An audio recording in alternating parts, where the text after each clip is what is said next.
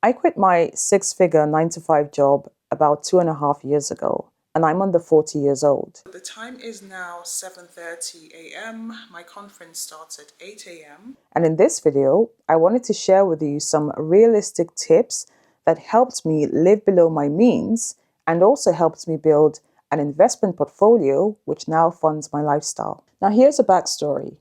I always knew that I wanted to live a very autonomous life way before the official retirement age.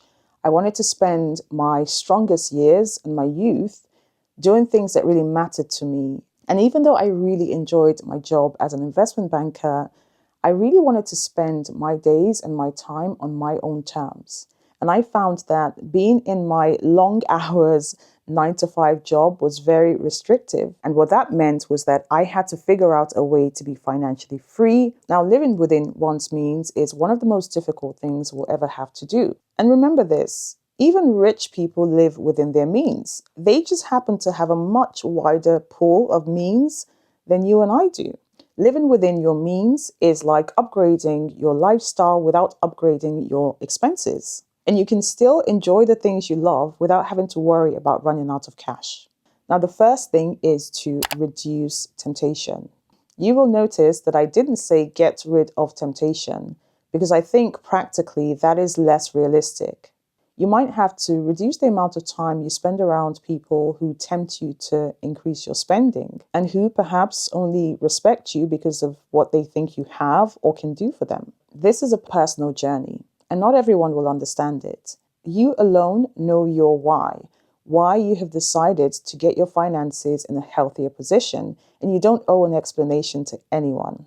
The second thing is to know your numbers, your income and your expenses numbers. These days, it is so much easier to track your expenses versus 20 years ago. And these are a few apps that I found through a Google search. Also, most banks now offer expenses tracking within their platforms. And if you already have one of these tracking apps, great. Go back into the last 3 months of your expenses and figure out, apart from your bills and your necessary spending, figure out what else is taking up a large portion of your expenses. That will be your starting point to start looking through unnecessary expenses.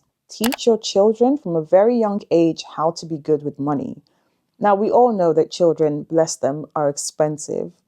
And it might be the case that in your household, majority of your expenses are being run by your children, letting your kids have whatever they want, buying things on impulse, and essentially getting them into a habit of always expecting to have what they want.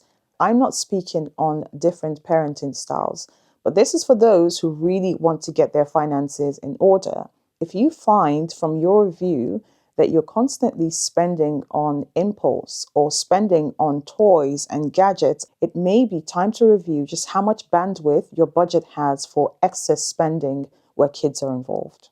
Feed your mind with content that encourages you to be frugal and financially smart.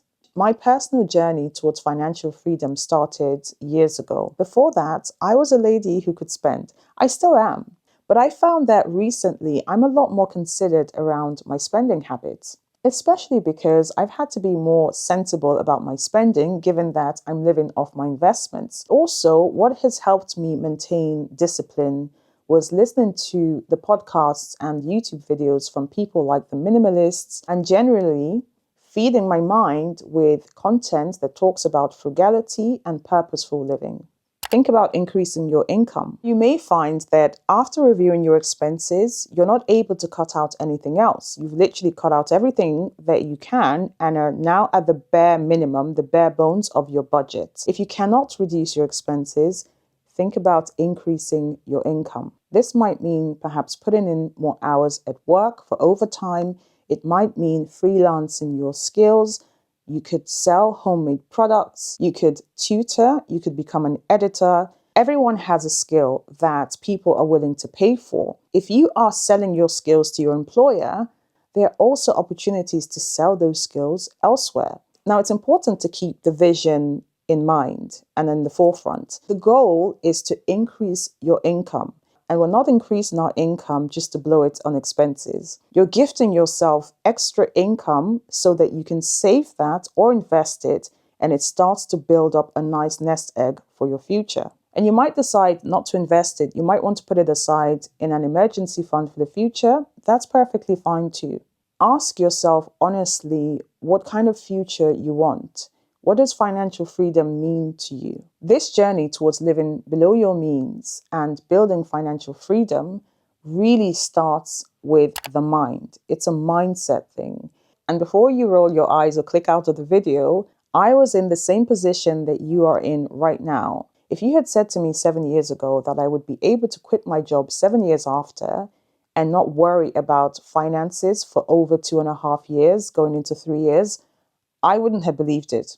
I thought it would take me a much longer time to get to where I am today. And trust me, if I can do it, so can you. The problem is that a lot of people think about financial freedom as something that is so far out of reach. And I can't blame us, because the way life is crafted right now, as administered by society, is that you go to school, you spend your youth working very hard until you are much older, 65, 70, you retire. At that point, you can start enjoying the fruits of your labor. And so for most of us to think outside that box of limitation is pretty unconventional. But when I got intentional about working towards having financial freedom, I started to actually envisage and have a mental picture of what life would look like if I didn't have to worry about my expenses on a monthly basis, and I was actually spending my time doing the things I love, like YouTube.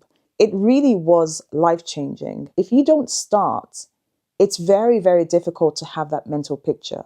So it's all about mindset. Here's an exercise we can all try out before the year's out. If you've never saved before, or you've been a little bit inconsistent with savings, gift yourself $100, $500, $1,000, whatever it is you can afford to put aside. Do it for 3 months and put it into a savings account.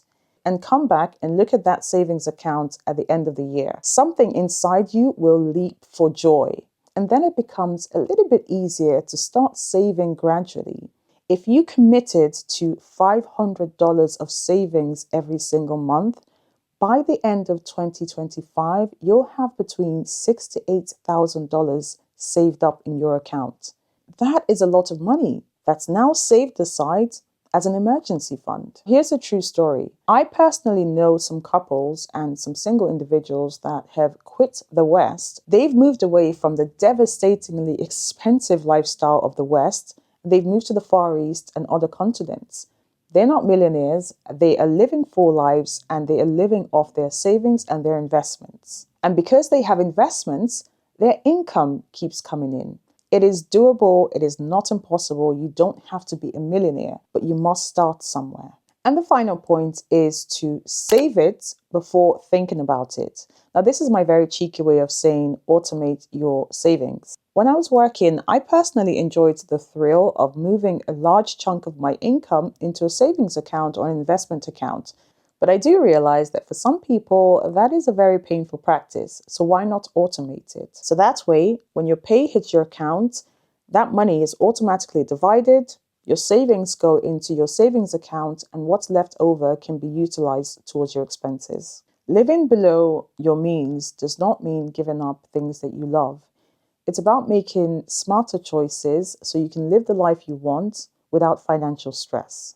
You will start to feel more in control, and trust me, your future self will thank you.